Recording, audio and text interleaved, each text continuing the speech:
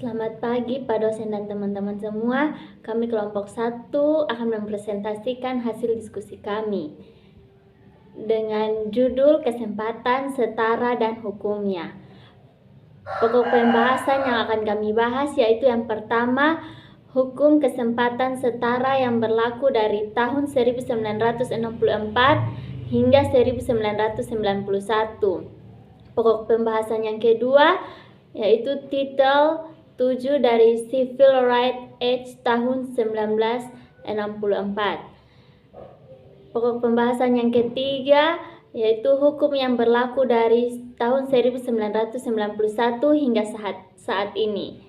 Pembahasan yang berikut tentang pembelaan terhadap dugaan diskriminasi dan pembahasan berikut tentang proses penegakan Hukum kesempatan setara yang berlaku dari tahun 1964 sampai 1991. Yang pertama, Equal Pay Act tahun 1963. Tindakan yang mengharuskan bayaran setara untuk pekerja yang setara tanpa memandang jenis kelamin. Yang kedua, Title 7 dari Civil Rights Act tahun 1964. Bagian dari undang-undang yang menyatakan bahwa pemberi kerja tidak boleh mendiskriminasikan atas dasar ras, warna kulit, agama, asal-usul nasional dalam hal pekerjaan. Yang ketiga, Age Discrimination in Employment Act tahun 1967. Undang-undang yang melarang, wewenang, dan secara spesifik melindungi individu yang berusia di atas 40 tahun. Yang keempat, Vocational Rehabilitation Act tahun 1973. Undang-undang yang mengharuskan kontraktor federal tertentu untuk melakukan tindakan afirmatif untuk orang dengan disabilitas. Yang kelima, Pregnancy Discrimination Act tahun 1978. Amandemen dari Title 7 dan Civil Rights Act yang melarang diskriminasi jenis kelamin berdasarkan pada kehamilan, kelahiran anak, atau kondisi medis yang terkait. Yang berikut, Title 7 dari Civil Rights Act tahun 1964. Title 7 dari Civil Rights Act tahun 1964 adalah undang-undang yang menyatakan bahwa pemberi kerja tidak boleh mendiskriminasikan atas dasar ras, warna kulit, agama, asal-usul nasional dalam hal pekerjaan. Title 7 membentuk Equal Employment Opportunity Commission untuk menjalankan dan menegakkan Civil Rights Act di tempat kerja. Yang berikut, hukum yang berlaku dari 1991 hingga saat ini. Yang pertama, Civil Rights Act tahun 1991, yaitu undang-undang yang memberikan beban bukti kembali pada pemberi kerja dan mengizinkan denda kompensasi dan hukuman. Yang kedua, Americans with Disabilities Act, yaitu undang-undang yang mengharuskan pemberi kerja untuk memberikan akomodasi yang layak untuk karyawan yang disabilitas. Yang ketiga, Uniform Service Employment and Reemployment Rights Act, yaitu undang-undang yang mengharuskan pemberi kerja untuk mengembalikan posisi karyawan yang kembali dari cuti militer ke posisi yang sebanding dengan posisi yang mereka miliki sebelum mereka cuti. Dan yang keempat, Genetic Information Non-Discrimination Act tahun 2008. Undang-undang ini melarang diskriminasi oleh penjamin kesehatan dan pemberi kerja berdasarkan pada informasi genetik seseorang. Dan yang terakhir, hukum kesempatan pekerjaan setara negara bagian dan lokal, yaitu hukum negara bagian atau lokal mencakup pemberi kerja atau seperti mereka yang mempunyai karyawan kurang dari 15 orang yang tidak dicakup oleh legislasi federal. Yang berikut pembelaan terhadap dugaan diskriminasi. Pemberi kerja menggunakan berbagai pembelaan terhadap dugaan diskriminasi. Dalam membela diri mereka terhadap dugaan diskriminasi, pemberi kerja perlu membedakan antara perlakuan berbeda atau diskriminasi yang disengaja dan dampak berbeda atau kebijakan yang mempunyai dampak merugikan tanpa memandang tujuannya. Penggugat memperhatikan dampak berbeda berdasarkan aturan deviasi standar atau dengan memperhatikan tingkat penolakan berbeda kebijakan terbatas atau perbandingan populasi.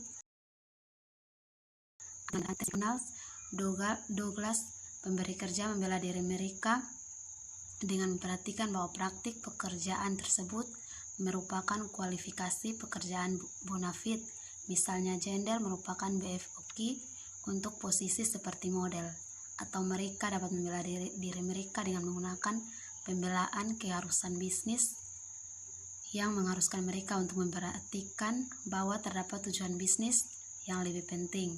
Dengan demikian, sangat berguna bagi kita untuk mempunyai pengetahuan mengenai praktik pekerjaan diskriminatif.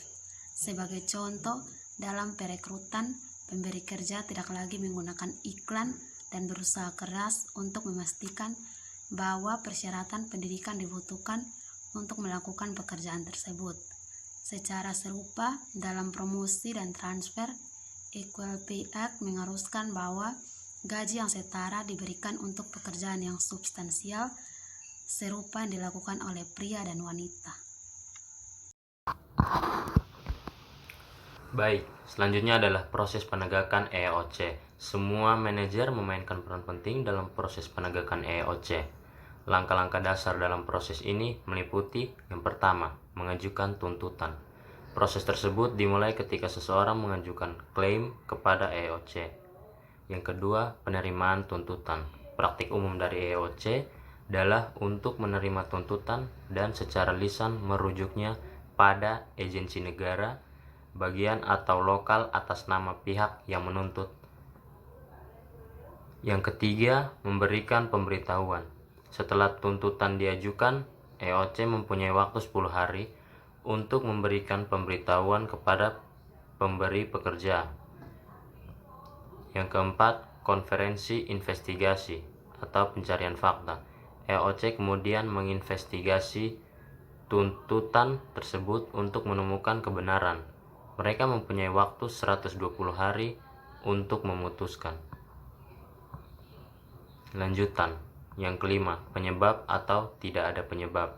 Jika mereka tidak menemukan penyebab, EOC harus menolak tuntutan tersebut dan harus mengeluarkan pemberitahuan hak untuk menuntut kepada pihak penuntut. Yang keenam, konsiliasi. Jika EOC menemukan penyebab, mereka mempunyai waktu 30 hari untuk mengusahakan persetujuan konsiliasi. Yang terakhir, pemberitahuan untuk menuntut. Jika konsiliasi ini tidak memuaskan, EOC dapat membawa gugatan sipil ke Pengadilan Distrik Federal atau mengeluarkan pemberitahuan hak untuk menuntut kepada orang yang mengajukan tuntutan. Manajemen keragaman. Dengan angkatan kerja yang semakin beragam, manajemen keragaman menjadi keterampilan manajerial yang penting. Mengelola keragaman berarti memaksimalkan potensi manfaat keragaman sembari meminimalkan potensi rintangan dalam pendapatan tipikal. Langkah-langkahnya meliputi memberikan kepemimpinan yang kuat, menilai situasi, memberikan pelatihan dan edukasi keragaman, mengubah kultur dan sistem manajemen, dan mengevaluasi hasil. Program manajemen keragaman. Tindakan afirmatif biasanya berarti mengambil tindakan untuk menghilangkan pengaruh saat ini dari diskriminasi di masa lalu. Banyak pemberi kerja masih mengejar strategi usaha, keyakinan sukarela dalam mengidentifikasi dan menghapuskan rintangan untuk memperkerjakan dan mempromosikan wanita dan minoritas, sementara beberapa pemberi kerja lain berada dalam persyaratan yang diwajibkan pengadilan untuk melakukannya.